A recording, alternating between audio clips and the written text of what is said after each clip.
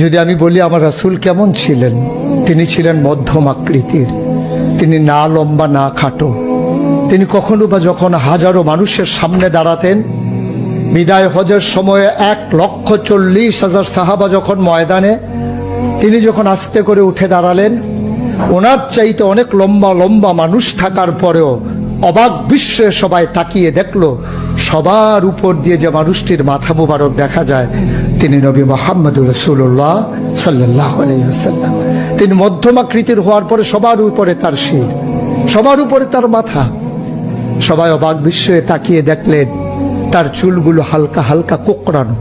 তিনি কখনো বা যখন চুলের ভিতরে তৈল দিয়ে আছড়াতেন, অবাক বিস্ময়ে মানুষ তাকিয়ে দেখতেন, মনে হতো চুলের মাঝে যেন মৃদুমন্দ ঢেউ দেখা যায়।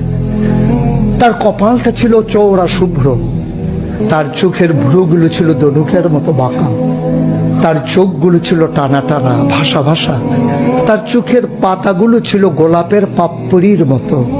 তিনি কখনো বা যখন চোখের পলক ফেলতেন, অবাক বিস্ময়ে মানুষ তাকিয়ে দেখতেন, মনে হতো মৃদুমন্দ বাতাসে গোলাপ পাপড়ি দোল খাচ্ছে। তার চোখের সাদা অংশ ছিল রক্তিমাভ সাদা, কালো অংশ ছিল তার কৃষ্ণ কালো। তার ঠোঁটগুলো ছিল গোলাপি রঙের, তার নাকটা ছিল খাড়া, ছিদ্রগুলো ছিল